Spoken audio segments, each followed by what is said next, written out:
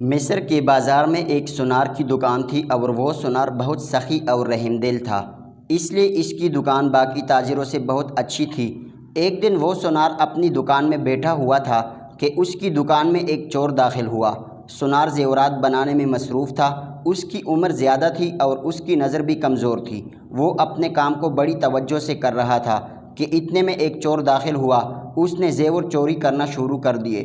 زیور چوری کرتے کرتے اتنے میں اس سونار کی نظر اس چور پر پڑ گئی، تو سونار اس چور کو پکڑنے کی خاطر اٹھا ہی تھا کہ اتنے میں ایک عورت دکان کے اندر داخل ہوئی اور آ کر اس چور کے قدموں میں گر گئی اور اس کے پیروں کو چومنے لگی۔ یہ دیکھ کر سونار بڑا حیران ہوا اور پوچھا، اے خاتون، یہ چور ہیں اور یہ تم کیا کر رہی ہو؟ تم اس کے پیر کیوں چوم رہی ہو؟ تو اس خاتون نے کہا، سونار صاحب، آپ یہ کیا کہہ رہے ہیں؟ یہ ہمارے علاقے کے بہت ہی بڑے فقیر انسان ہیں۔ یہ جس کے سر پر ہاتھ رکھ دیں اس کا بیڑا پار ہو جاتا ہے۔ یہ جس کے لیے دعا کر دے اس کی دعا کبھی رد نہیں ہوتی۔ آپ کو شاید غلط فہمی ہوئی ہے، آپ اس کے بارے میں غلط سوچ رہے ہیں۔ سونار بھی بڑا کشمکش میں پڑ گیا کہ شاید یہ خاتون سچ کہہ رہی ہوگی۔ پھر اس خاتون نے کہا، بابا جی، آپ اس کے سر پر ہاتھ رکھیں۔ اس چور نے سونار کے سر پر ہاتھ رکھا اور پھر اس خاتون نے کہا، بابا جی، آپ اس نے اپنا وہ برکت والا رومال دیں تاکہ یہ اپنا منہ پر پھیرے اور اس کے منہ پر نور آ جائے اور اس کے کاروبار میں برکت ہو جائے۔ اس چور نے اپنی جیب سے رومال نکالا اور سونار کو دیا اور کہا، تم اس اپنے منہ پر پھیر دو تاکہ تمہارے چہرے پر نور آ جائے۔ سونار نے وہ رومال لیا اور منہ پر پھیرنے لگا۔ جیسے اس نے رومال اپنے منہ پر پھیرا تو وہ سونار وہیں پر بے ہوش ہو گیا۔ چور اور اس خاتون نے مل کر اس سونار کی دکان کو خالی کیا اور وہاں سے فرار ہو گئے۔ وقت گزرتا رہا لیکن ان مکار چوروں کا کچھ پتہ نہ چل سکا اور اس واقعہ کو تقریباً 2 سال گزر چکے تھے۔ اس سونار نے بڑی مشکلوں سے دوبارہ اپنی دکان کو کھڑا کیا۔ اسی طرح پھر وہ سونار اپنی دکان میں بیٹھا ہوا تھا کہ پھر 3 آدمی جو کہ سلطان صلاح الدین ایوبی رحمۃ اللہ علیہ کے سپاہیوں کے لباس میں تھے اور اسی چور اور خاتون کو پکڑا ہوا تھا اور سونار کے پاس لے کر آئے اور کہا، یہی وہ چور ہیں جو 2 سال پہلے تمہاری چوری کر کے گیا تھا۔ بتاؤ اس نے تمہیں کیسے بے وقوف بنایا تھا؟ سونار نے شروع سے لے کر بتایا کہ کس طرح چور اس کی دکان میں داخل ہوا اور جب میں اس کو پکڑنے لگا تو خاتون اس کے پیر چومنے لگی اور کہا، یہ بہت بڑا فقیر ہیں، اور پھر اس نے اپنے جیب سے ایک رومال نکالا اور اس کو اپنے منہ پر پھیر دو، جس سے تمہارے کاروبار میں برکت آئے گی اور تیرے چہرے پر نور ہوگا۔ ان سپاہیوں میں سے ایک سپاہی نے اپنے جیب سے رومال نکالا اور کہا، بتاؤ کس طرح اس نے تمہیں رومال سنگھایا تھا؟ سونار نے پھر سے اس سپاہی سے رومال لیا اور ویسے کر کے دکھایا جیسے اس نے پہلے کیا تھا، اور پھر اس دفعہ اس نے جیسے رومال اپنے منہ پر پھیرا تو پھر سونار بے ہوش ہو گیا اور انہوں نے دکان کا دروازہ اندر سے بند کر کے سارا مال اپنے تھیلوں میں ڈالا اور پھر غائب ہو گئے۔ جب اس سونار کو ہوش آیا تو اس کے پیروں تلے زمین نکل گئی، کیونکہ اب وہ دوسری بار بھی اپنی ساری زندگی کی جمع پونجی گنوا چکا تھا۔ وہ بڑا پریشان ہوا اور وقت کے ساتھ ساتھ اپنے اس نقصان کو بھول چکا تھا، اور پھر اس نے اپنی گھر کی ساری جمع پونجی اکٹھی کر کے اس کو بیچا اور اپنے کاروبار کو شروع کیا۔ وقت گزرنے لگا اور اب اس واقعہ کو 6 ماہ گزر چکے تھے۔ ایک دن سونار اپنی دکان میں بیٹھا تھا، اتنے میں ایک بوڑھی عورت سونار کی دکان میں داخل ہوئی۔ گرمی کا دن تھا۔ اس بوڑھی عورت نے کہا، سونار صاحب، میں نے اپنی بیٹی کے لیے زیور بنوانے ہیں، کیا تم مجھے وہ زیور بنا کر دے سکتے ہو؟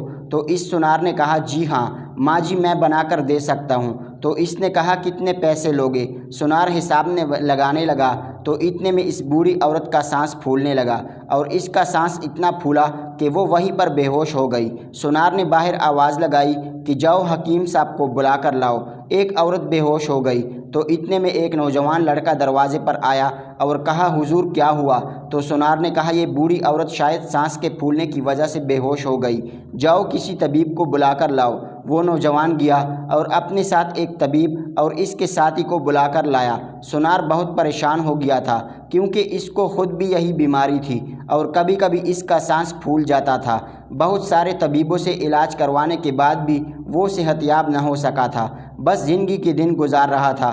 تھوڑی دیر گزری کہ وہ طبیب آ گیا اور اس نے اپنے تھیلے سے ایک جڑی بوٹی نکالی اور اس بوڑھی اماں کو سونگھا دی تو چند ہی لمحوں میں وہ بوڑھی اماں ہوش میں آ گئی اور اس طرح ہو گئی کہ جیسے اس کو سانس کی بیماری ہے ہی نہیں۔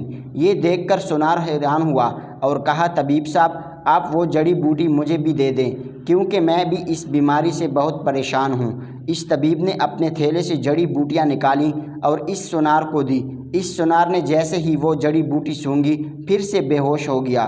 اس بوڑھی عورت نے، جس نے بوڑھی عورت کا حلیہ بنایا ہوا تھا، وہ حکیم جو کہ اصل میں چور تھا، ان سب نے پھر سے اندر سے دکان کا دروازہ بند کیا اور سارا سونا اپنے تھیلوں میں بھرا اور وہاں سے رفو چکر ہو گئے۔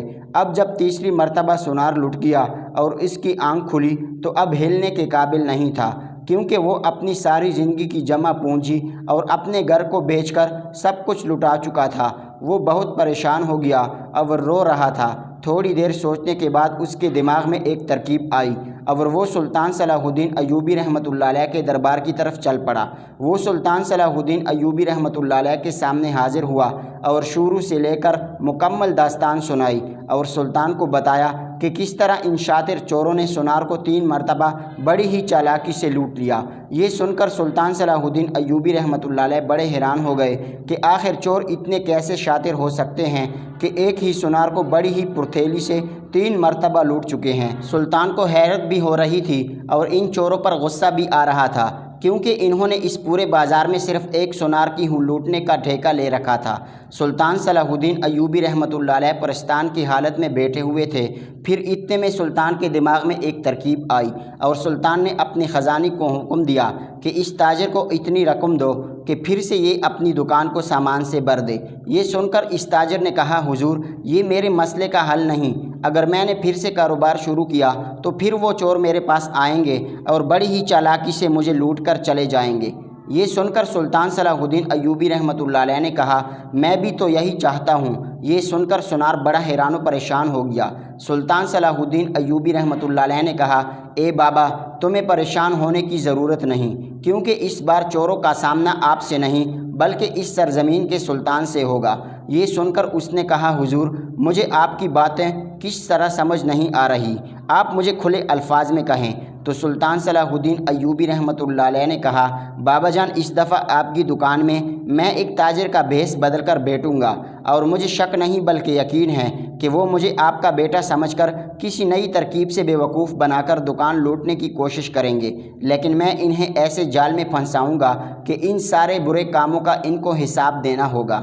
یہ سن کر اس بزرگ نے کہا، حضور اس سے آپ کی جان کو بھی خطرہ ہو سکتا ہے۔ تو سلطان نے کہا، اے بزرگ سونار، جب تک میرے دن لکھے ہیں مجھے موت نہیں آ سکتی۔ وہ سونار خزانچی سے سونے کے سکے لے کر چل پڑا اور چند دن بعد آ کر سلطان صلاح الدین ایوبی رحمۃ اللہ علیہ کو خبر دی، حضور میں نے اپنی دکان کو پھر سے اب سامان سے بھر دیا ہے، لہٰذا کل سے اس دکان کو دوبارہ کھولنے کا سوچ رہا ہوں۔ سلطان صلاح الدین ایوبی رحمۃ اللہ علیہ نے کہا، کل میں تاجر کے بھیس میں تمہاری دکان میں پہنچ جاؤں گا اور مجھے یقین ہے کہ وہ چور ہمارے پاس ضرور پہنچیں گے۔ سلطان صلاح الدین ایوبی رحمۃ اللہ علیہ ایک ماہر تاجر کی طرح دکان کو چلانے لگے۔ وقت گزرنے لگا اور سونار کی جگہ سلطان کو دیکھ کر اور سلطان کی عقل مندی کو دیکھ کر بہت سارے گاہک آپ کی دکان کی طرف آنے لگے۔ جب یہ خبر ان چوروں تک پہنچی تو وہ بھی ایک نئی ترکیب کے ساتھ سونار کو لوٹنے کے لیے پہنچ گئے۔ جیسے ہی ان چوروں نے دیکھا کہ اب دوپہر کا وقت ہے اور دکان میں ہجوم ختم ہو گیا ہے تو ان چوروں میں ایک خاتون اور وہی بڑا چور سلطان صلاح الدین ایوبی رحمۃ اللہ علیہ کی دکان میں حاضر ہوئے اور کہا، حضور میں اپنی بیوی کے ساتھ راستے میں آ رہا تھا اور راستے میں ہم پر ڈاکوؤں نے حملہ کر دیا، جس کی وجہ سے میری بیوی زخمی ہو گئی اور زخمی ہونے کی وجہ سے اس کے زیورات پر سارا خون لگ گیا اور خون میں موجود تیزابیت کی وجہ سے اس کے زیورات کا رنگ خراب ہو گیا اور زیورات میں سے خون کی بو آتی ہیں۔ حضور آپ مجھے زیورات پر مزید سونے کا پانی چڑھا دیں اور اس کی ہمیں رقم بتا دیں تاکہ ہم ادا کر دیں۔ سلطان صلاح الدین ایوبی رحمۃ اللہ علیہ نے ان زیورات کو دیکھا تو وہ بالکل صحیح تھے۔ سلطان نے کہا، یہ زیورات تو مجھے بالکل صحیح نظر آ رہے ہیں۔ تو ان میں سے ایک چور نے کہا، سونار جی آپ ان زیورات کو سونگھ کر دیکھ لیں، ان میں ابھی تک بھی انسانی خون کی بو آتی ہے۔ جیسے سلطان نے اس کی بات سنی تو سلطان سمجھ چکا تھا کہ یہ پھر سے ان کی چال ہیں اور یہ زیورات کے ذریعے مجھے نشیلی چیز سونگھا کر بے ہوش کرنا چاہتے ہیں تاکہ ہمیں دوبارہ لوٹ سکیں، اور یہ اس بار ایک نئی ترکیب کے ساتھ آئے ہیں تاکہ وہ سونار کو یعنی مجھے بیوقوف بنا سکے۔ سلطان صلاح الدین ایوبی رحمۃ اللہ علیہ نے اپنی ناک سے وہ زیورات لگائے اور سانس روک کے رکھی اور بے ہوش ہونے کا ناٹک کیا۔ تھوڑی دیر گزری، انہوں نے سلطان صلاح الدین ایوبی رحمۃ اللہ علیہ کو دیکھا کہ آپ بے ہوش ہو چکے ہیں، تو انہوں نے اپنے اپنے تھیلے نکالے اور دوبارہ سے سارا سامان سمیٹنے لگے۔ جب وہ سارا سامان سمیٹ کر دکان سے بھاگنے لگے تو سامنے دیکھتے ہیں کہ سلطان صلاح الدین ایوبی رحمۃ اللہ علیہ چھلانگ لگا کر ان کے سامنے کھڑے ہو جاتے ہیں۔ جب انہوں نے سلطان کو ہاتھ میں تلوار کے ساتھ دیکھا تو خوف کی وجہ سے تھیلے ہاتھ سے گر گئے۔ پھر سلطان صلاح الدین ایوبی رحمۃ اللہ علیہ نے کہا، تم لوگوں نے اس غریب کو بہت دفعہ لوٹ لیا، سب چوریوں کا اب حساب دینا ہوگا۔ سلطان صلاح الدین ایوبی رحمۃ اللہ علیہ نے ان دونوں کو پکڑا اور اپنی عدالت میں لے گئے، اور سلطان صلاح الدین ایوبی رحمۃ اللہ علیہ نے ان سے وہ تینوں چوریاں منوائیں، اور اس کے بعد انہوں نے وہ جہاں بھی سونا چھپایا ہوا تھا وہ سونا سلطان صلاح الدین ایوبی رحمۃ اللہ علیہ نے نکلوا کر اس سونار کو دے دیا۔ جب سلطان نے ان چوروں سے ان کی واردات کے طریقے اور یہ پوچھا کہ تم لوگوں نے اب تک کتنے دکانداروں کو لوٹا ہے، تو ان چوروں نے بتایا کہ ہم نے 3 سالوں میں تقریباً 4000 دکانداروں کو لوٹا ہے، اور اس کے بعد ان کو سخت سے سخت عذاب سنا دی۔ اور اس کے بعد وہ تمام بازار والے بڑے خوشحال ہو گئے، کیونکہ اس لالچی گینگ نے تمام بازار والوں کو بہت پریشان کر رکھا تھا، کیونکہ وہ بڑے ہی عجیب و غریب طریقے سے آتے اور لوگوں کو لوٹ کر چلے جاتے، اور ان کو صرف سلطان صلاح الدین ایوبی رحمۃ اللہ علیہ نے اپنی عقل مندی کی وجہ سے پکڑا تھا۔ امید ہے ہماری آج کی یہ خوبصورت ویڈیو آپ تمام لوگوں کو اچھی لگی ہوگی۔ آپ سے گزارش ہے کہ ہمارے چینل کو لائک، شیئر اور سبسکرائب کیجیے۔